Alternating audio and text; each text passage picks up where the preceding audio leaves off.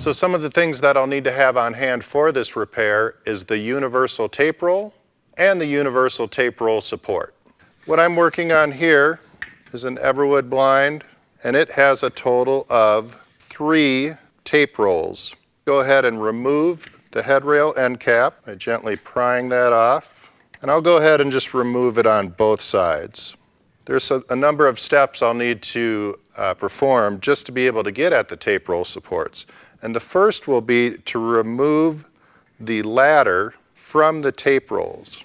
Inside the tape roll, I see the ladder coming off the back of the blind and the other one coming off the front of the blind, from the slats up around the tape roll and down into this cavity here that is holding the cord in place. Now underneath there is a crimp or a bead on the cord, and it's inside this notch right here, so I need to carefully remove every braided ladder from the corresponding tape roll. Right at this point of entry here, I'm just going to gently just push down and force it to the right, and that will remove this ladder. We'll just go ahead and repeat that process for all of the tape rolls. So what I'll want to do now is take my tilt rod and just slide it out from the tilt mechanism. That may be a cord tilt or a wand tilt. In this case I have a cord tilt assembly, and we'll slide it out just enough so that it is removed from the tilt assembly completely.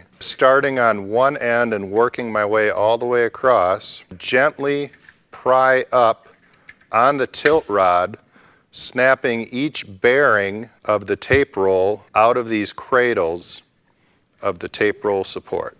I'll come over here and just pry that up. Last one, pry that up, and I can remove the tape rolls and the tilt rod, and I'll just set them aside for the time being. I want to inspect all the tape rolls that are in my blind and identify the one that may be cracked or damaged. In this case, I'm finding that I'm going to replace this one on the right-hand side. If I'm going to replace one tape roll support, I may just go ahead and replace the others on the blind while I have it disassembled. Take a look and see if there is a lift cord. You can see my cord lock here to raise and lower the blind that has a number of cords exiting it, going across the headrail, over this guide bar, and down into the slat material to raise and lower the blind. So if I see a lift cord there, I need to follow it back to my lift cords here outside the headrail. I'm going to identify which cord it is. I'll undo the cord lock, and here's my cord. As I begin to pull it, I'm looking for the cord that I'm pulling on. There it is. I'm going to follow that cord back to the cord connector and separate it. Now I'm going to need to remove this cord. I don't want to cut this cord because I need these cords at the cord connector to remain level. So I may come in and right above the knot, I'll just make a really small mark. And that's going to help me relocate that knot to the same position when I'm reassembling and finishing this blind. Undo that double over knot and remove the cord connector. Now let's come back to the headrail, and here's the tape roll support that I'm going to replace. Pull that cord out so that it's just hanging loosely here. Remove the tape roll support. If I come in from the front, I can release this tab right here. Just gently rock that away, bring it up and out, and I'm going to remove the cord. We'll set that aside, and I'm going to bring in the new tape roll support. Begin by making sure that the lift cord and ultimately the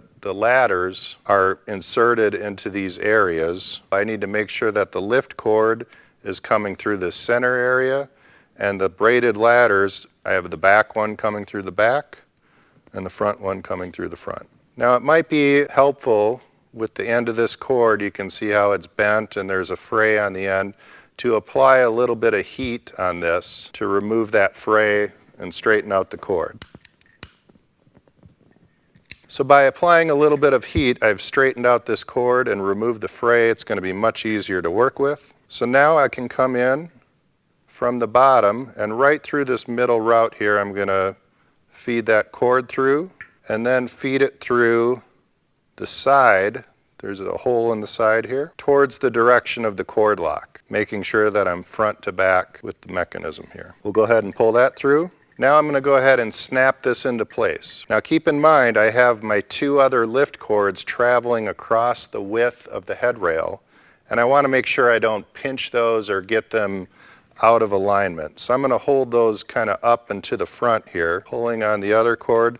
I'm going to rock this in towards the bottom back, making sure it seats into that punch. And I'm going to bring this down and just simply snap it into place. I'm hooked here in the front, and if I turn it over, I can see that the tape roll support is sitting squarely in all three of these routes, especially with this tab to the back side here, holding that into place. So that looks good. Take my lift cord and just feed it right through the cord lock and out the bottom, and we'll set that aside and finish that towards the end. Go back and take a look at my other two lift cords, making sure that they are traveling in front of the tape roll support. And my tape roll support is fully seated into the headrail. That looks really good. My ladders have somewhat come out of the headrail, but that's okay. I can take my back ladder here and just simply feed it into that back hole, and it's coming out front. I'll feed this in here. And I just want to repeat that process. I have 3 ladders on this particular blind. So now I'm going to go ahead and make sure that all of my ladders are fully through the headrail and just pull those out, making sure that they're all in place. And what I might like to do, because they will move around, I may take some painter's tape on the front ladder just to hold it in place, so it's one less thing for me to worry about as I move into the next step. That looks really good. Now I can bring back in my tape rolls. If I need to replace one, that's fine.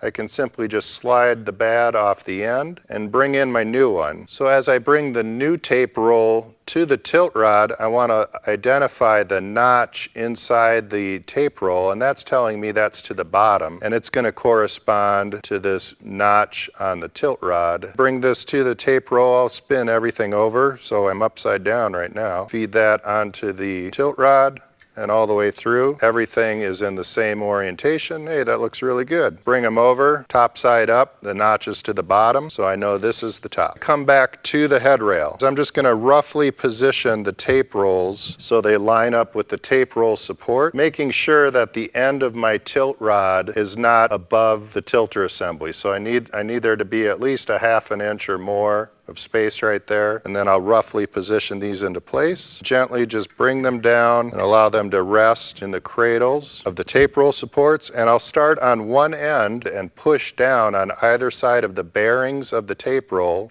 and snap them down into the cradles of those tape roll supports. Clicked in there, that looks really good. My next step now will be to bring the tilt rod back into the tilt mechanism. There we go. While I'm right here, I'll just go ahead and replace the end caps on both sides of the headrail. Reattach the braided ladder to the corresponding tape roll. So I want to push all of this cord down into this cavity inside the tape roll, but what I want to do is lock the ladder into this notched area right here. And now I want to be very careful when I do this. I don't want to damage the braided ladder in any way. Bring that bead, and I'm going to really try to push more on the bead than I am the cord itself. And if I can turn the ladder a little bit, there is a flat spot that allows it to go into this notch. I want to push on that to make sure that that braided ladder is fully seated into that notch within the tape roll. Then I'm just going to repeat the process for my remaining ladders. Take the cord or the cords, the lift cord that I had removed, I'm going to reinsert it back into the connector, and there's that mark I made right there. And take this cord, I'm going to make a double over knot. I'm going to pull down on that knot until I get that black mark right where I started, right above the knot. So the last step I'll want to perform is just to replace my cord connector, hang the shade, check the operation, and potentially adjust the slats for level at the connector. So that's how we replace the tape roll and tape roll supports on an EverWood blind.